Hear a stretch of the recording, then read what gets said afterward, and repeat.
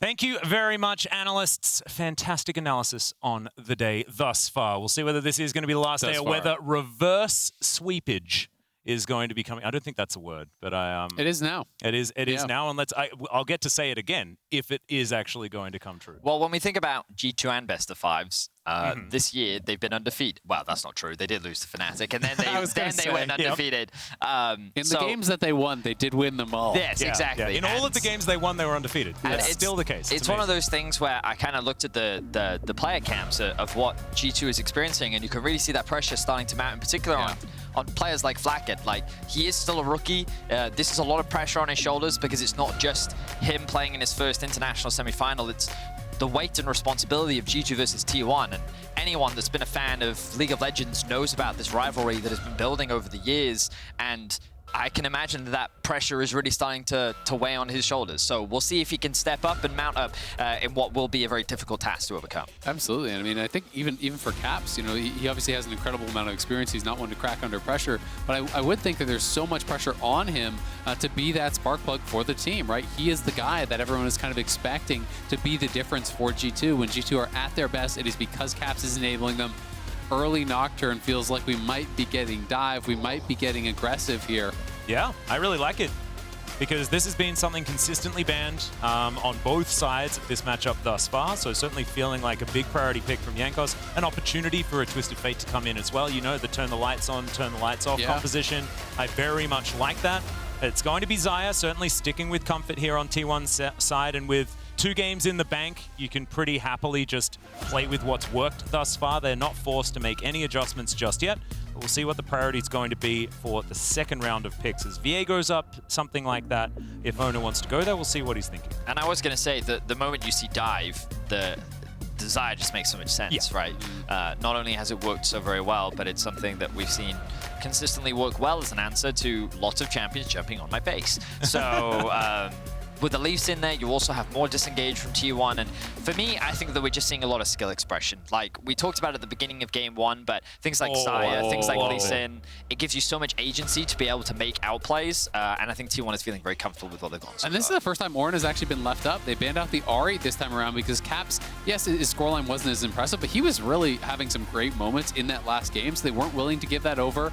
And now MF, Ornn, Nocturne, that is a lot of engage. That is a lot of dive.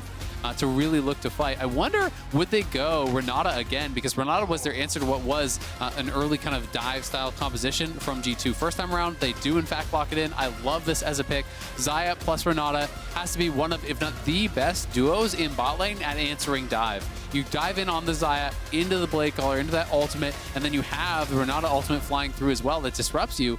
And it's really difficult for MF because though it travels slowly, it has great range and can actually reach the MF from pretty much outside of MF's ult range. I was going to say, it also means that T1 don't have to ban Nautilus if they don't want to, because we've seen Renata has been used consistently across the globe as an answer into the champion, so they can get rid of some of the other more nuance. They can ban away the Rakan. I think they can consider the Pike as well if they considered it a problem. Maybe they don't after the first game. Maybe they think that it's perfectly fine, but they can actually choose to leave the Nautilus open, which, while offering a lot of crowd control, won't have that say, will give them still a strong 2v2 matchup. Yeah, and the Oner is going to be banned away here. A lot of respect for the first time that Zeus picked up that champion.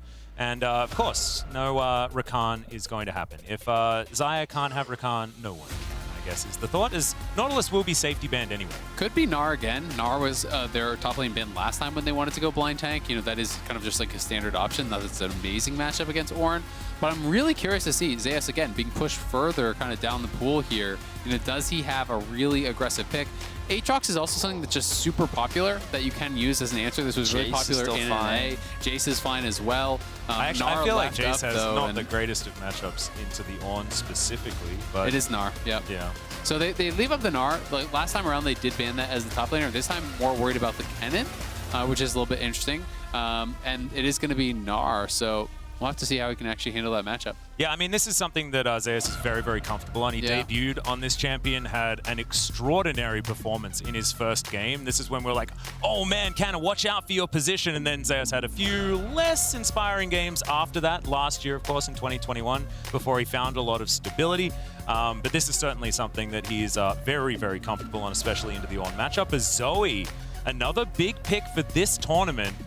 is going to come through. I think it was Caps that decided to go with this one first here at MSI. Yeah, he used it as an answer, I think, into Xayah, who I forget exactly what I think it was Ari, was, right? Yeah. But it was something along those lines. In any case, the pipe looks to be coming out once more. The front line primarily is going to be in the top side of the map. As I say that, a quick pivot to give them a little bit more agency in the 2 versus 2, a little bit more range and a little bit more prowess, along with the shielding and the utility that Karma provides. It offers a little bit more scaling towards the side of G2 as well. The big question is, how will FLICKR now round out this draft? A lot of mobility on the side of Tier 1. They have a little bit of an engage with Gnar, but their primary goal is counter-engage here. So how will they round things out? The Akali is what they're considering right now, and he will lock it in. Okay. It's the classic Akali Lee Sin combination, having them on the same team, certainly something that everyone is that a classic? I mean, it is in the LCK. We love just picking Lee Sin and Akali together. No matter how things have changed with Vision and Shrouds and things like that, it's still something that we love pairing together, and FLICKR has loved this champion as well. But this is feeling like a bit of a flex into Zoe, because this could be difficult, especially early. Yeah, it'll be interesting to see how he can actually play that out. A lot of these range matchups can be difficult in the early levels for Akali, but you go into second win, you start D-shield, you really just try to sustain and kind of get your farm. I'm super interested, though, how G2's bottom lane goes, because I think it has to go well or it's going to be really bad. And I do think they have a lot of power here, especially they could even go double Comet here if they want. E-Star MF plus Q with Comet on Karma. You get the slowdown. It makes it very difficult to actually dodge that Karma poke, but we'll see how heavily they want to index into early laning. I will say, of all 3 drafts, this one is probably my least favorite from T1.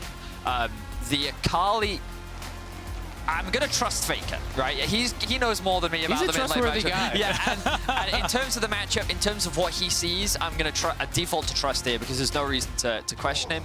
It's more like, when I look at the comp in its entirety, I don't see how this T1 comp functions without the enemy engaging onto them. And the thing is, while Nocturne is typically dive, you have Zoe, you have MF's ulti, you have Ornn's ult can be used as a ranged engaged as well. Like, there's actually a lot of distance that they can use, which I don't think T1 have many tools to close that gap outside of a good Lee Sin flank or a Gnar flank. So I am a little concerned with the options that T1 will have, and they're very reliant on G2 kind of coming into them and being the proactive team. And I will say, you know, because T1 is such an early game team and so early game dominant, if you get lead, it's very easy to be first to the objective and the opponents have to come to you. True. Right? So I think if you're depending on winning your lanes, well, T1's a pretty good team to be able to do that. And as far as the Akali pick, you know, in my eyes, there's just a lot of squishy members over on G2. Sure. Zoe, MF, as well as the Karma, all very squishy, and it is actually going to be Comet MF. So I was thinking they might go towards this. It's super lane focused. You start Comet, you start E. It is going to be airy and exhaust because there's an Akali. I think you just like have to. I agree. So you can't go Ignite. So it's not full offense, which would have been Comet on Karma as well and Ignite. But this is a very strong 2v2. G2 should have a really good time in this 2v2, and we'll see if they can really make the most of that. Yeah, and it's also fantastic because this is a game where G2, it's not just an even matchup in the mid lane, it's a very, very Caps-sided matchup as far as the early stages of the game. So being able to play around that bottom side won't have FLICKR just looming ever present with that threat. It will be more Caps being able to make his way down. And he does have the Ignite there as well. Not going to exactly be able to teleport, but will have a lot more power on those roams as well. So FLICKR going to move back here towards the mid lane as we get this laning started. We'll see how T1 is going to go. One of the really cool things about this T1 comp, I want to say, I agree that it's not been their best so far in this best of 5. But if you get a Gnar into the wall and a perfect execution layered across, that is going to feel fantastic. I mean, for sure.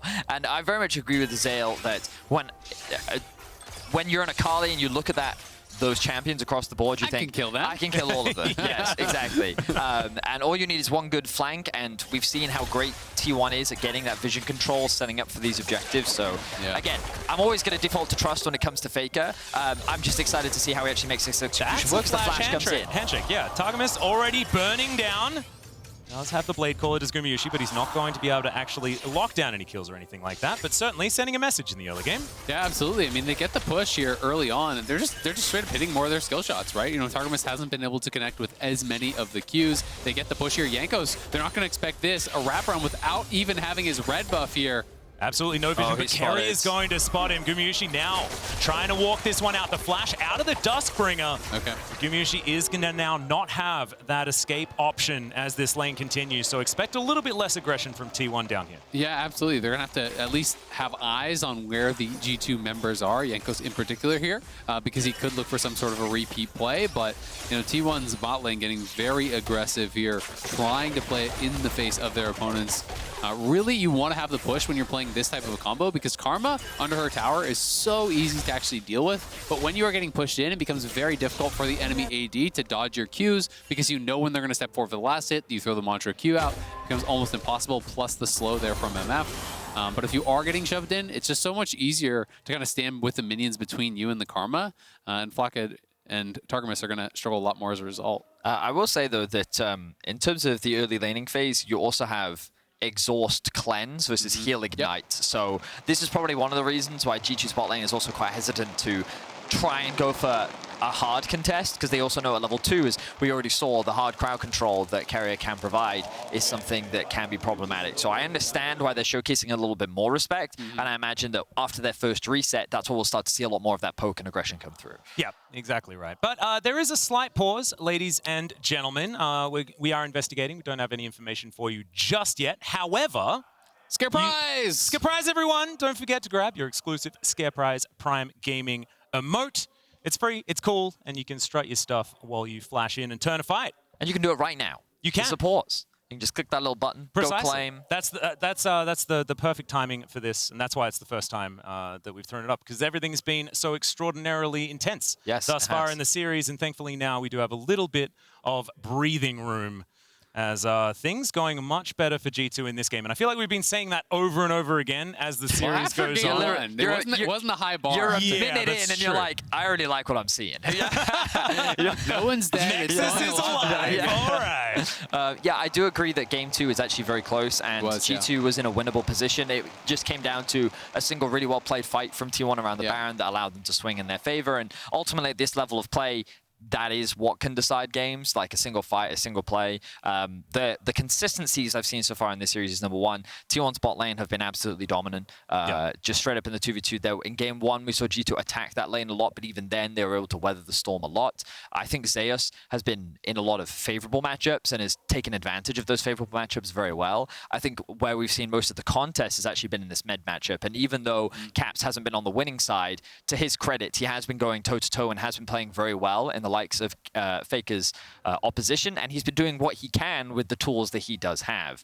I think the only person that we haven't really seen that same level of impact from is Jankos, because typically when we think back to the playoffs run in the LEC, it was him making these early game plays happen. You talked about Azael, level 2 ganks, level 3 ganks. He was finding a lot of like kills, not all the time snowballing, but it was just the odd kill here or there that would give G2 that extra bit of agency to control their lane a little bit more, mitigate the enemy's ability to roam. And so far, we haven't really been able to see him find a lot of success in terms of those early plays. And I'm not going to sit there and say that's entirely his fault, because we have seen the bot lane struggling a little bit. Caps lost his flash at like level 1 last game, and so he hasn't really been set up for success either. But his ability to impact the early game has not been seen so far in this series. Absolutely. Just a little bit of an update here. League officials are investigating. There's an issue with Gumayusi's peripherals.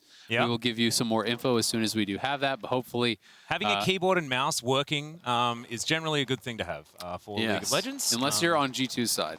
Then you do not want Gumayusi to have this. I was going to say, well, wait, they also need those things. No, they just don't want Gumayusi to have this. Yeah, they definitely don't. Not necessarily my favorite pause. Us in the LCK have had a few that have been absolutely fantastic. Wait, they have just... What do you mean? You've had enjoyable pauses? Yes, we have. We had the crazy skin issue. Which is sometimes it's a funny pause. That's actually true. I'm with skin that didn't work very well, so we had to change the skin, and it came up crazy skin issue. It was absolutely fantastic. We had the very famous toilet issue as well. This is peripheral issue. Some of my favorite pauses in NA were actually back in the Spill Scarin days. Spence Scarin seemed to have a habit of always spilling water on the... And then would always go to the sippy cups, right? So using sippy cups. And I think one time the sippy cup even got spilled. And it's just like, it was always hilarious because it came this pattern.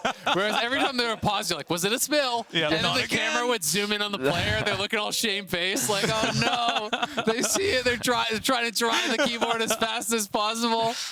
Man, that actually survived for such a long time. The spilling water meme. That was just that Spill took a scaring long... is a good one. It's a classic. It's definitely very, very good. It is it's taking a little bit of a while just to make sure that we have Gumayusi with everything working absolutely perfectly. We heard some G2 chanting in a Busan crowd, which I think Capstad, wasn't it? That's more from Capstad, more impressive than a salmon swimming up a waterfall, I think, in my opinion, based on just how incredibly one-sided that crowd would be. That, Keria does have a lot of G2 fans.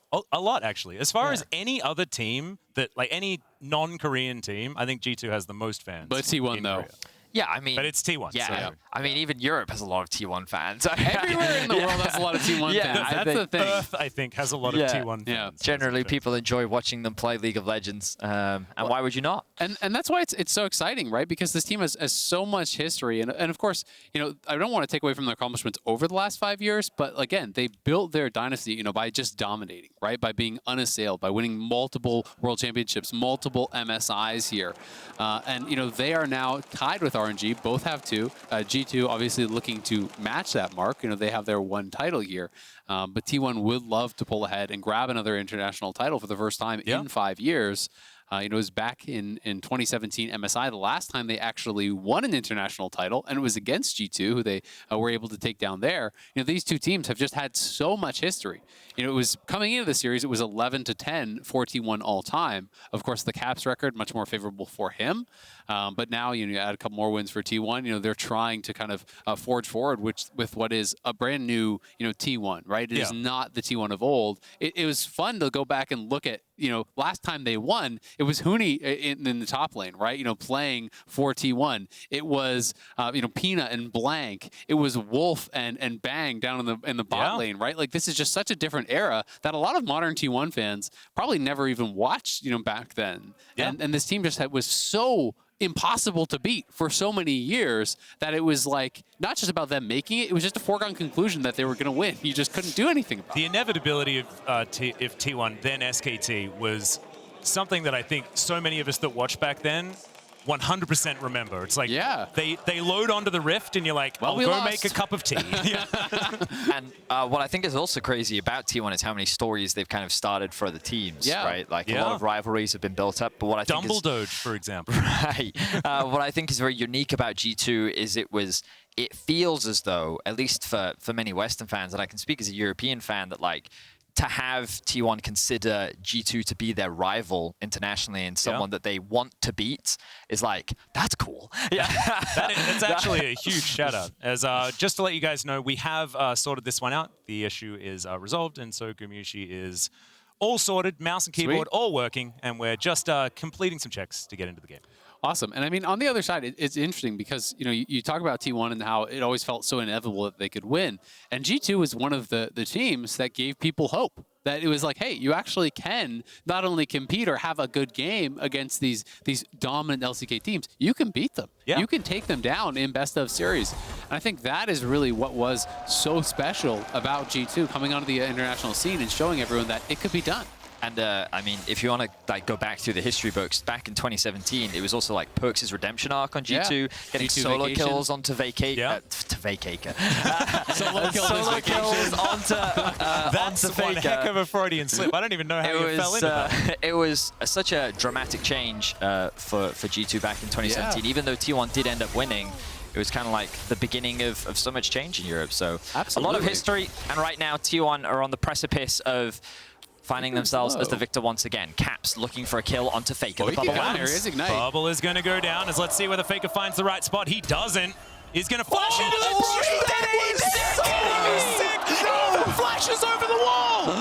Oh my god, that was... he just broke his ankles. Yeah. Oh and my now Caps god. He's stolen the flash, so he has it at the ready. Is now FLICKR. He can execute. And there is no way that it can be answered. That was so many... That's the Reddit play. That's the Reddit play. It's like the montage juke that you're like, there's no way that would work. I remember seeing that like 6 years years ago or something. It was like, well, that looks cool from that guy that was playing in Reddit. It's the thing in solo queue where you're literally just like, I can out-juke them by staying in specific spot because you expect them to flash in a certain direction, then you flash in another one, and then FLICKR just did it. That's incredible. I mean, the way he even set it up is so smart. Like, he hugs the top wall, showing, hey, I'm flashing over here, and then you flash back towards the pixel brush. And it looks silly. Like, from if we saw this from Caps' point of view, you would fully understand, right? You know, Caps going here, and he's hugging that wall. He's going to hit him here. He's looking for the ignite, so he knows he's against the wall. Exactly. And then he flashes. And from there, you're saying, of course he's flashing to his side. 100% he's flashing to his side. And then he thinks that FLICKR's flashed and then E'd into the Baron pit. And you can't blame Caps for that. It's just, wow, great heads up from FLICKR, because he should have died 1v1. That's a Gnar back here from Zeus. As both of, oh no, BrokenBlade not quite level 6 just yet. A little bit of an opportunity here, but Jankos understanding that there was some danger, so Zeus not going to be able to commit. And while it does look, you know, really, really kind of crazy, you see at the same time, Caps is way up in farm. Yeah, I was going to say, so, like, even though that was looked really cool, it's still, like, not going very well. Absolutely, and that's huge for Caps, right? So a big play from FLICKR, because when you're down a bunch of farm and then you get solo killed, the lane can absolutely just be over. So FLICKR, at the very least, able to avoid that. Does, of course, execute. But going to be back towards mid lane and trying to, you know, catch back up. So I want to draw attention to what FLICKR is doing right now, because we talked about the fact that Caps doesn't have TP, and FLICKR recognizes that in order to back, we're running Ignite, you have to be very specific in your base timing. So FLICKR set up a bit of a slow push here so that he could freeze the wave underneath his tower. And now he's hit level 6. Keria's here. Coming over. Oner not going to find the Sonic Wave. Is now Caps. Perfect execution from FLICKR is not going to be enough to lock down that kill. The Ignite comes down. Handshake onto Targamas, who's going down very low, very squishy now on this Karma. No longer on the Brahmas. Flakked's moved on in as well. Feels like everyone's here. The heal comes out from Gumayusi. Flakked going to get slowed down for now. Not quite enough of the feathers, and Flakked's going to have to flash. Gets himself out to safety. Still 0-0 on the kill score. Yeah, but thankfully for T1, it does go well for them, you know, forcing out some of these extra summoners here. The wave is slow pushing away from Caps. He was not able to fix it. T1 had the extra member there, Keria there first. So Jankos was coming to help him push it out, but then they see Oner there, and then Keria's there, so you can't actually reset it. FLICKR goes for this all in, and just bases with the wave pushing towards him, which is going to even up the farm a lot. If we can get eyes on mid lane, there's going to be way more minions for him to farm. So after this gets pushed in, if he can pick up a lot of it, it should be much closer than it was. It's this is something that you will see in pro play, but never in solo queue, where a mid lane and hang on. Yeah, ulti comes down towards the bottom side of the map. Gumayusi in trouble, and he is going to burn down. I don't think he's going to get enough to get the kill there on that one, and that is going to be the kill secured from G2. That is going to be first blood, and it is Jankos that helps secure it. Nicely done by Jankos, a quick level 6 there. Does get the kills, and Oner with a rare misplay. Safeguarding away and then flashing back in. Yeah, it kind of broke my brain a little bit, I'm not going to lie. Yeah, I'm not sure if he was worried that Keria was going to go down. Now they're looking for a play here. The slow lands. Yeah, we'll see whether the handshake is going to come in. It does, as Oner is going to be able to secure it. So 1-1 now. Immediately going to be evened up as T1 do fake out the back. It's a great punish on the missing flash that they forced out in the jungle earlier there on, but Oner making good on his earlier mistake, you know, makes up for it. We can watch this one more time as Jankos quick 6, he's going to go in. And this is some of the early game impact that we wanted to see from Jankos, able to instantly use his ultimate, recognizing that the bot lane of T1 is just far too overextended. Keria does invest the flash. Jankos thinks he can get that kill, realizes the safeguard is there to keep Keria alive, has to disengage. So then Oner realizes, hang on, I can actually kill Jankos, chooses to flash back in. And Flakked, he wants to fix this wave. Unfortunately for him, he doesn't have the assistance needed. And I think it's debatable. Arguably, he should have just gone back here, but he believes the rest of T1 has reset, and he ends up getting punished for it. Well, Ornn comes down. Zeus going to flash to get himself out of the way. That is a great ulti from Keria. A lot of damage now onto Targamas and to Caps as he's just keeping within melee ranges. Now FLICKR just gets the Q, doesn't pick the right spot to get the ulti over the wall, but the 5-point strike is going to be there. Targamas doesn't have his flash, exactly like you were saying. Keria is going to lock down that kill, and T1 mop up a couple of extras splashes in the river. T1 are punishing these missing summoners so well, knowing they can continue chases because of those track summoners. They're going to be up towards Herald, but Flakked, at the very least, does get a plate back on bot side, will deny some of these minions. Gumayusi, though, pushing in mid. T1 win the skirmish on top side. You can see they've littered that top side jungle with vision and will grab this. And when you have a losing lane and you lose Herald, it gets very difficult. Oh, nah, there is going to be the knockup from BrokenBlade. They're threatened, but Paranoia comes in. That is going to be immediately the kick out, as it's going to be Oner that locks down the Herald. But Jankos, can he get anything else done? The rest of the team are coming in. Caps just looking to lock down Keria. Keria is going to try and W himself, but it's not going to quite be enough as BrokenBlade flashes over the wall. Jankos eventually does go down. Targamas also just going to be taken off the rift once again, as now Caps against the world. Zeus is trying to skip through everything, but it is not going to be him that takes the kill. It's in fact Oner that mops it up. And T1 continue to take control over the early game. Look at how quickly the gold is ballooning in T1's favor as G2, they tried to contest the Herald. The thing is, they're strong when their ults are up, and they think, hey, maybe we can actually look to contest this. Maybe we have a smite advantage. He kicks him away from the fear as well. He's able to smite secure along with doing enough damage to secure the Herald, and then Keria, while he does drop, look at how much he's invested. BrokenBlade doesn't have the HP to fight this. Gumayusi is full HP. He's forced to disengage. Caps only level 7 to the level 9. Oner's gonna get, well, I don't think he does actually get level 8 here, but regardless, there's nothing that Caps can do. And G2, they thought they could force that play. They didn't have the health, and it feels like desperation is starting to come through for G2. And I have to just give so much credit to the timing on that Lee Sin kick. He buffered it perfectly so that Nocturne would arrive and then is instantly kicked. And Flakked, maybe seeing him die again bot side, no flash. Yeah, FLICKR. Perfect execution is going to be available, and he throws it out to tidy up the kill very comfortably. FLICKR in a side lane now. His comfort zone absolutely here on this Akali. I mean, they're just on fire, and Oner is looking so good. Guma has flash, but will not use it. Knockup comes in. That's a fantastic disengage ult from Keria, though. Finds a handshake just to stun up the solo lanes of G2 here. The Q is going to connect. Caps flash over the wall. That is going to keep him alive here, but T1, it feels like they've just come alive in the last few minutes. I just love how T1 is actually pushing the pace of this game. They know that Nocturne wants to fight only around ultimate, so Oner's saying, no, we're just going to fight constantly or I'm going to take your whole jungle. Oh, that was so cute. The Bellows Breath is going to be out there, but nice no buffer. kick does come through. Exhaust comes down as Oner's just going to move his way out, and he can just do everything with Reckless Abandon, and there's no punishment. And I think that you highlighted it there, Azael. T1 are just playing around their window very well. I think that it all started with that initial skirmish where they got that pick onto Caps. The thing about Akali is with Sork boots and level 6, that's kind of where you're at a point where you can look to force these small skirmishes. And when you think about the matchup, sure, in lane it's not great, but when you're able to pair up with your jungler and kind of go for these 2v2 situations, that is really where this Akali becomes very fluid and easy to execute in a composition like this. And we saw, even with the exhaust thrown down from Targamas, it didn't matter. He just sat in his shroud, he waited with his E, and then he's able to re-engage. So T1 picked the exact right window to force all of these skirmishes, and they've just been picking G2 apart, and then G2 tried to respond, and then T1 gets the better of them again, and there are just very open windows that T1 know they can force these plays, and they're able to balloon this gold lead out of control. Yeah, and I mean, it's starting to feel like game one all over again. It's about 6.5K in the gold lead here, 13 minutes in for T1. Absolute domination here from the LCK #1 seed.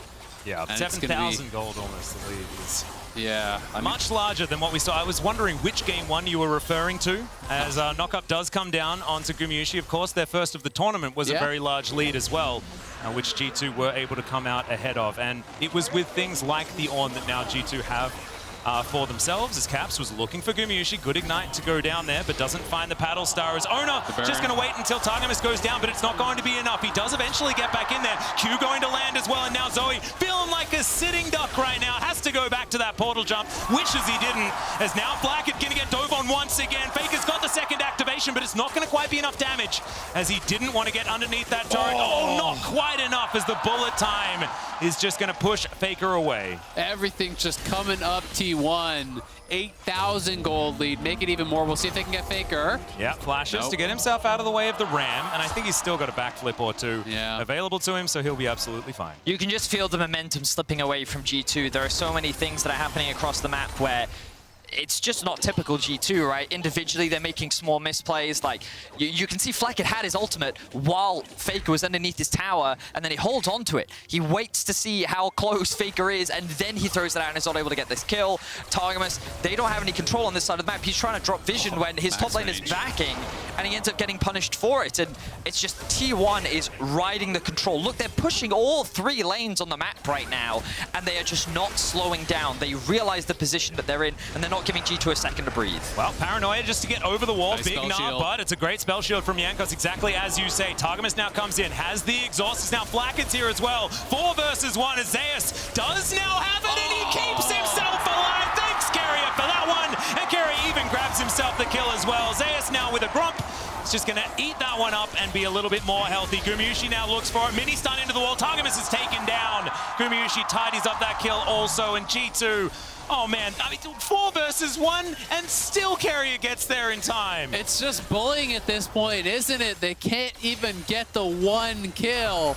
Keria arriving in time for the bailout. Cap's going to look here now, but Oner can easily block.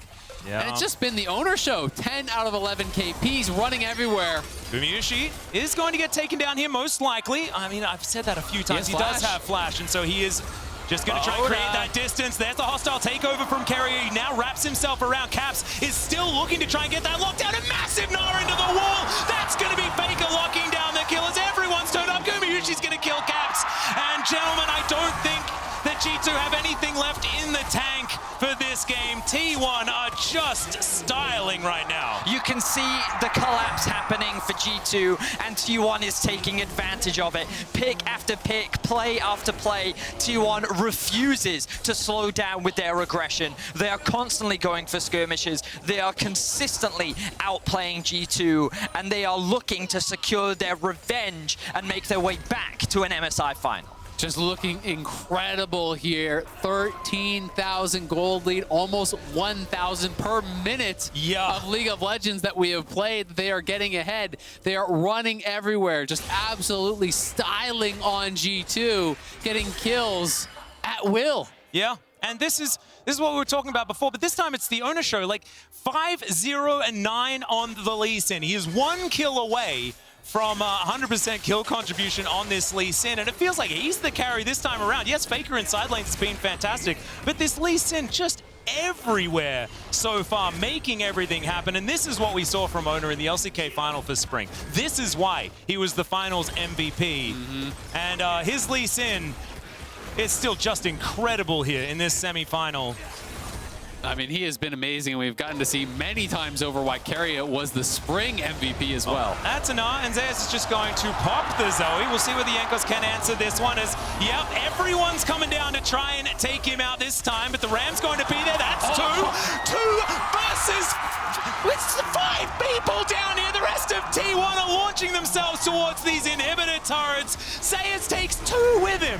And they can push for the win potentially here. We'll see how far they want to go. At the very least, they will get this 1 inhibitor. They have Shelly. Will they play it safe? Will they play it controlled? It's 17-3. They're 14,000 gold ahead. Yeah, bullet time going to be used just to tidy up the minion wave. They do manage to take down Shelly there with that one as well. Sorry, Shirley, I correct myself, as T1 will grab this inhibitor turret as well. G2 now just trying to protect it, and they will be able to do so. G2, just a slight amount of breathing room now. It was G2 that held the record for the fastest best-of-5 internationally ever, and T1 is now on the verge of getting a sub-20-minute win against G2, who held that record. An incredibly dominant performance from T1, and it felt like that coming into this game, G2 had a plan. They were able to get a few comfort picks, but play after play, pick after pick, T1 have just been outperforming, and we see Zeus doing this once again. We've been seeing it all year long, the promise, the potential of this young player, but he basically isolates into 2 1v1s. He's able to secure 1 kill, he secures a second, and while he loses his life, the benefits for T1 are more than worth it. I mean, it's just heartbreaking to lose out in those types of situations. He had the early 2 items, now even building towards potentially a wit's end third, just going full all in for the damage. They know they are so far ahead here. Now FLICKR working towards his second item. We already have 2 through for Gumayusi, 2.5 for Zeus, 2 for Oner. You look on the other side, you know, it's 1 only, and sometimes not even one in the case of BrokenBlade. They're just so far behind. It's almost unthinkable to try to conceive of how they could come back. Yeah, it's a very, very difficult prospect. As BrokenBlade thinking about this one, Gumayusi getting taken down below half right now. It's G2 just desperate to try and protect this. FLICKR in the mid lane, getting that split push happening. Of course, there will be super creeps there to knock down that door, but not going to find the Q just yet. G2 holding on for the moment. Their wave clear is pretty good. And of course, it's not like the Baron hasn't spawned. Still got 10 seconds. That's a flash in for the hostile takeover. The kick comes forward onto Caps, but they are trying to get themselves back. The Gnar into the wall from Zeus. He throws the boulder through, and all four just get wiped from the rift. Flakked just left walking back to the fountain. The teleport to the mid lane, and in 20 minutes, T1 are looking to end this game. T1 wipe G2 off the map, and Flakked is left alive to watch as his base crumbles. T1 3-0 will look to claim their revenge against G2. And an incredibly swift best of 5 as well, as now Flakked's going to be taken down. Both of these Nexus turrets go down, and T1, much like RNG did in their semi-final, will get a 3-0 over the Western team. A few extra kills at the end, but there it is. T1 looking to try and claim their third MSI title and deny the reigning MSI World Champions theirs. MSI champions, not world champions, I'm sorry. For the first time in 5 long years, T1 will return to the international final stage here, and they left no doubt about it. One of the most dominant best of 5s I have seen in a long, long time. T1 were relentless. They were aggressive. They played with momentum. They got advantages. They expanded those advantages. And this team looks like one that is worthy of facing off against RNG, that is playing on such a high level. Gumayusi and Keria came alive today, and all of T1 truly showing why they are all world-class in their own right. Terrifying team, for sure, and it's only setting up for the spectacle that will be RNG versus T1. We know that both are incredible teams, and a well-deserved victory. I don't think at any point it was really ever in doubt. I felt like that while some games were closer than others, T1 was just outclassing G2 in every way, shape, or form, and huge props to them. They will continue on to the finals, and G2, I think they can be proud of their split. Expectations were low. Expectations were that they would not win Spring. They did finish 4th at the end of the regular season, and I'm sure that many of these players will feel frustrated, but I think that from G2's perspective, this is still a learning team. This is still a progress. This is an investment. Flakked for his first tournament had strengths, had weaknesses, and he's going to have a lot to learn from. But I know that G2 is going to look back on this, and they're going to be hungry the same way that T1 was. And I'm imagining that we're going to have an even more exciting rivalry the next time these two meet internationally. Oh, I agree. And you could hear there from the Busan crowd as well, a big round of applause for G2 as they took a bow. This is a team that has pushed T1 many, many times. And it's only now, after so many years of reiteration for this T1 squad, the entirety of last year, not a lot of changes were made moving into 2022, except for solidifying what they now knew they needed in order to succeed. So I think T1 have been working towards this particular rematch for a really long time, and we'll see how far they can take it, because RNG, their success was in more of the Dam1 era of the LCK, and now T1 is back to try and reaffirm their position at the top. I mean, the finals, man, is going to be so incredibly hyped. There's absolutely no doubt that it is by far the two best teams that are going to be facing off. T1, RNG, both looking very dominant. It was 1-1 between those two teams in the group stage. This is that clash that people have been looking towards for so long now, and tomorrow we're going to have that best of 5. I got something for you, Azael. If T1 wins in the final, EG has the best record against them at MSI. That's second place in my books. That's a dub. Yep, we take those. We take those. We're going to take a short break, but when we're back, we'll take a look at tomorrow's finals, and Yinsu checks in with the players in Busan. Don't go anywhere.